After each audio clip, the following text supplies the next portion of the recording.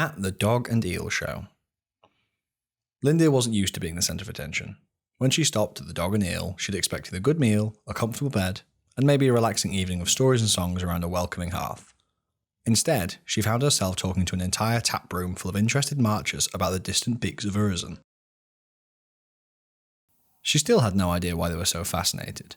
The innkeeper had asked where she'd come from, and when she'd mentioned Zenith, there'd been a notable upsurge in interest. The tap room wasn't full, exactly, but they were sending people out to get more farmers in to come listen to her talk. She half regretted mentioning Zenith at all, but whenever her throat started to dry up, someone would press a mug of sweet water into her hands and ask another question. They were asking lots of questions she didn't know the answer to. Technical questions about dirt, water, rainfall and the like. At least when they asked about roads, she was on firmer ground, so to speak. One group, all with pewter badges on their shapeless felt caps, were especially interested in the roads. How fit for purpose were they? Would it be quicker to go through Highguard or Tharunen if, say, you had a cargo that needed to get to a destination before it went off? The most peculiar questions were coming from a pair of fellow travellers. Still marchers, but clearly not local. Also clearly related, a stout Merrow woman and her whip-thin son. The young man showed no signs of lineage, but his questions were just as probing and carefully phrased as those of his mother. A casual comment led her to believe they were Breggers, refugees from the Jotun-conquered fens to the west. They were very interested in the little Druge beasties she'd mentioned were now infesting the marshes and lakes of Zenith. "I don't know what more I can tell you," she said a little helplessly. "They're poisonous critters with hateful, beady little eyes. They're like octopuses of the Bay of Katazar, only they can survive out of water for a while, and I think someone said they drank blood. Enough of them mod you and you end up paralysed or dead." A shudder went through the assembled crowd. The young man frowned. "Well now," he said. "They leave you paralysed or dead, eh? So are these buggers poisonous or are they venomous?" Lillie spread her hands, answering the young man's frown with one of her own. "Does it matter?" she said, a little exasperated.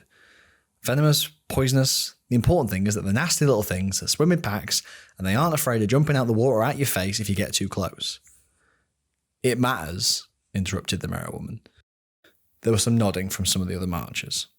"It matters because poisonous means they're tainted through and through, but venomous means they have venom. But as long as you're careful, you can cut out any sacs or reservoirs or whatnot."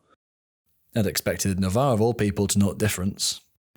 There was some guffawing, and Lillie bridled slightly at the implications, but before she could retort, the young man leant forward.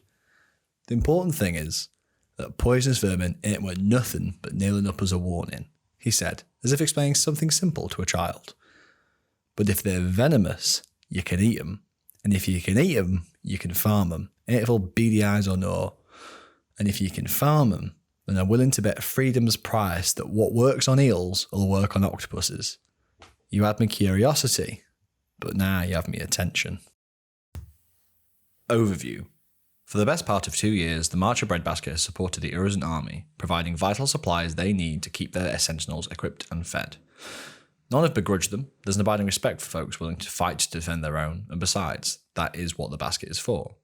Now though, with Urizen mostly whole again, the pressing need is gone, and so folks are hoping to start putting a few stores of their own down. Now's the time every farm in the Marchers ought to be planning for the year ahead. So there's a few pursed lips when word comes from the monks and friars in the National Assembly, calling on the Marchers to dig a bit deeper and do what they can to help the folk of Zenith get themselves back on their feet. It's a fine show of prosperity to help your neighbour, but it's still asking a lot. And while that's being digested, there's a call to the beaters to take to the hills and woods and watch the borders. Sound advice given the Jotun are out in force in Breggers Land and massing in Liathaven. Last time they did that, the morn fell. There's more than a few folks saying that if the beaters are all that is holding the Jotun back, then maybe it's time Marchers did something for Marchers for a change. Whatever's done though, everyone agrees, it's best done together. No field gets ploughed if everyone's willing to pull in a different direction. This is yeoman business, so it'll be down to yeomen to decide what to do. They'd best make the decision quick, because something proper odd is happening with the thralls of the Mournwald. Someone, something, has stirred them up like a bear in a bee's nest. It might be out, or it might be now. But getting the question of what to do with the coming year out of the way before whatever's going on there becomes a problem, that's only common sense. Pride, vigilance, and prosperity. In the interests of prosperity, the March National Assembly encourages those Marcher farmers who are able to assist in re-establishing agriculture in Zenith once it is recaptured. The Marchers know a thing or two about farming cursed land, and that hard-won knowledge should be prosperously shared. Edward Greenfire, Summer Solstice, 384YE, upheld, great majority, 120-0. Beaters of the Marchers.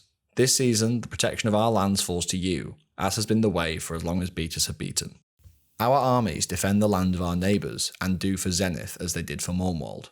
Vigilance will be our greatest ally, to keep you safe as you keep our borders safe. Keen eyes, sharp wits, and sharper blades. Eyes out, knives out, look twice, shoot once. Bryce Tanner, Autumn Equinox, 384YE, upheld, great majority, 112-0. The expression of discontent is not unvirtuous. It cannot be assumed that people are acting from false virtues of hate or vengeance because they have acted in line with tradition.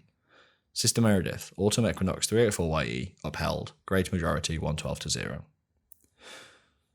Any marcher with a farm or personal resource may vote in the special tally of the votes on Saturday. The outcome of the vote will determine which opportunity the Yo-folk embrace.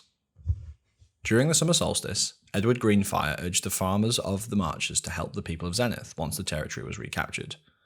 Zenith is now fully part of Urizen again, and facing some significant problems. Yet the Marchers have problems of their own in Brega's Land, so perhaps now isn't the best time for them to be looking to the far east of the Empire. Or maybe it's the perfect time. Nothing in the statement says the Marchers have to give things away for free, and it specifically mentions vigilance. More recently, Bryce Tanner urged folk to look close to home, to protect the bounds of the Marchers against the threat of invasion. Finally, Sister Meredith reminded everyone that the expression of discontent is not unvirtuous, and that's also got people thinking about whether it might be time to think about tradition. Rather than generate a mandate as might be expected, these statements of principle have stirred a certain stubborn garrulousness amongst the yo-folk of the Marchers. Sister Meredith mentioned hatred and vengeance in her statement, but there's a stubborn streak of independence in the Marchers that outsiders might see as ploughing a little close to another of the darker spiritual forces. They are stubbornly independent, and they are never ruled. The yeomen also have a lot of sway. The farm is the source of most political power in the Marchers. With that in mind, there is a strong undercurrent that rather than wait for Marcher Assembly to tell them what to do, the yo-folk should make their own decisions. With the support of the Aldermen of Mead and in Sarkham in particular, the civil service has been asked to conduct a tally of the votes.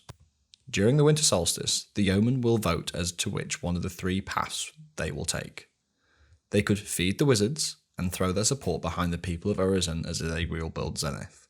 They could beat the bounds and throw their weight behind the beaters and soldiers of the Marchers against a possible Jotun attack. Or they could tend the hearth and focus on securing prosperity for their own families and households. The National Assembly can of course offer guidance, but the final decision rests with the yo-folk. Whatever is decided at Anvil will shape the fortunes of the Marcher landowners for the coming year. On Saturday, the yeomen of the Marchers will be able to make a decision about what they think the best course of action will be. The civil service will conduct a tally of the votes, allowing any marcher with a farm to vote, following the usual rules. There are three options on the table. Feed the wizards. The yo-folk of the Marchers could help the people of Zenith as they reclaim their homes. If this is the decision of the yo-folk, then for the next year every farm in the Marchers will support the people of Zenith as they rebuild their ruined territory. This is not simply a matter of food. The Marchers could supply seed for planting, livestock to establish new herds, and cuttings from the best fruit trees. Each farm will receive an additional mana crystal during this time, representing payment from the grateful Urizeni in recognition of their aid. After a year, whatever else is happening in Zenith, there will be sufficient new farms and farmers established with the support of the Marchers that the Urizen will be able to support the Citadel Guard indefinitely without needing to rebuild the Golden Cascade. Perhaps more importantly, the largest of the Marchers will mean that the Urizen will become sufficiently prosperous to support a navy if they wish to build one at the new expanded docks of Elos. You can find more details about the situation in Zenith in the Write Your Own Ending Wind of Fortune. Beat the bounds. The yo-folk of the Marchers could look close to home and focus on the defence of their homes. If this is the decision of the yo-folk, then for the next year the farms of the Marchers will focus on supporting the beaters and soldiers who protect the nation. There's always a meal for a beater in good standing at most farms in the Marchers, but this would mean digging deep and giving them enough provision to keep them going for days on end. With that kind of support, the beaters can afford to swell their numbers and focus on watching what the Jotun are doing. There'll be no change to the farms themselves, but during any campaign in Mittwald, Mornwald or Upwald, there will be 1,000 additional forces applied to the Imperial side. This will apply to a Marcher army fighting the territory, or to a fortification if there is no Marcher armies present. Furthermore, as long as the strong reeds do not leave Brega's Land, they will also gain 1,000 strength for purposes of fighting in the territory. While that won't do anything right now, it will become useful once the Marchers push in to retake the territory. Tend the hearth. The Yo-folk of the Marchers could look to their own prosperity. Marchers have split the plot with everyone in recent times, the better to support their neighbours, but the winter solstice would be a good time for every farm in the nation to start planning for the year ahead. There are fields to be ploughed, ditches to be dug, walls to be raised, and gates to be hung. If the Marcher Yo-folk know that they can devote their efforts in the year ahead to improving their farm, they can take advantage of that. If this is the decision of the Yo-folk, then for the next year the farms of the Marchers will look to their own prosperity. Every farm in the Marchers, even those in Breggor's Land, will produce an extra 72 rings. Also for the next year, upgrading a Marcher farm will require 1 fewer wains of weirwood. This would mean that a standard farm could be upgraded for 1 wain of weirwood, for example. A turn of the year. Whatever decision the Marcher Yo-folk take, the effects will be felt for the year ahead, lasting from now until just before the winter solstice in a year's time. However, that represents a commitment by the Yo-folk to devote their efforts to this plan throughout the time. If the folk of the Marchers are persuaded to abandon their efforts in favour of some other important endeavour, then the benefits provided here will be lost. There will be clear warning of this in any wind of fortune that presents this option. The Orcs of the Mournwald. There has been a peculiar gathering of former Jotun thralls in Greenstead. Some March beaters may know more. Before they make a decision, the yeomen might want to give a thought to what's up with the former Jotun thralls. While some of them are starting to work on the Black Canal, and apparently making a fine job of that, something notably odd is happening in the Mournwald. As news starts to filter in that the Jotun are back in Lythehaven in force, the Orcs who live in the Mournwald start gathering in the Green March. Some stay with other Orcs, some pay for rooms nearby, but most bring tents and set them up in a camp on the fields of the Golden Hoof. It seems that one of the Orc leaders, Hap the Soft, has called a meeting, and the other known leaders of the former Jotun thralls, Hammer the Lame, Castor the Black, and Sigdor the Wise, are making their way there. Orcs from across the Mournwald are travelling to meet them. They aren't trying to be stealthy as such, but they move in small groups and are closed-mouthed about their private business. If the beaters weren't keeping an eye out on anything peculiar, they might have gone unnoticed for a while. As it is, it soon becomes clear that there is something serious going on. From the reports of the beaters, maybe 500 Orcs gather in the Golden Hoof farm. The proximity of so many former Jotun to the Breggor's Land border and border of Lythehaven makes some people very nervous. This concern is compounded by the fact that for the first time in a long time, the otherwise gregarious Hap the Soft politely asks his neighbours to stay away. Marchers drawn by curiosity or vigilance are politely turned away. There's no violence, and on the one occasion someone tries to push the matter with Hap, he reminds them of the unwelcome visited events.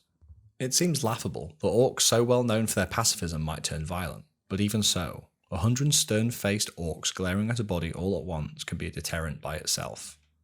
In the end, the unwelcome visitors are given 2 jars of Hap's mutton jelly and sent on their way. No harm done. But the only humans welcome at Goldhoof Farm are a couple of orphans Hap has raised as shepherds. A few beaters are able to get close enough to get a feel for what's going on. At first, it's a little like a big market. Many of the Orcs are taking the time to renew acquaintance, do a little trade, even celebrate. But then one morning, everything turns serious. In an open space in front of the farmhouse, Hap calls everyone to order, and almost immediately an argument breaks out. Over the next 3 days, there's a lot of impassioned speeches, tempers flare, there is some pushing and shoving, although obviously no one comes to blows. Voices are raised, then abruptly, maybe 50 of gathered Orcs suddenly pack up their things and leave. The remainder watch them go, stony-faced. They have no more interest in speaking to Marchers than they did on their way in. The remaining Orcs continue the discussion for another day, well into the night. Then, the next morning, the camp begins to break up. The Orcs take down their tents and return to their homes, families, and jobs across the Mourne. None of the Orcs involved give any explanation as to the nature of these peculiar events, but everyone with an Orc neighbour can tell something is afoot. There's a tension in the air, and a lot of quiet conversations between Orcs that fall silent when they spot a Marcher. Obviously, this does very little to alleviate the nervousness. Out of character note. Additional details by the odd behaviour will be included as a pack insert for any Marcher character with the beta archetype. Further reading. Write your own ending. 3 out of 4 YE, Wind of Fortune, regarded as what is going on in Zenith. And Mournwald Thralls.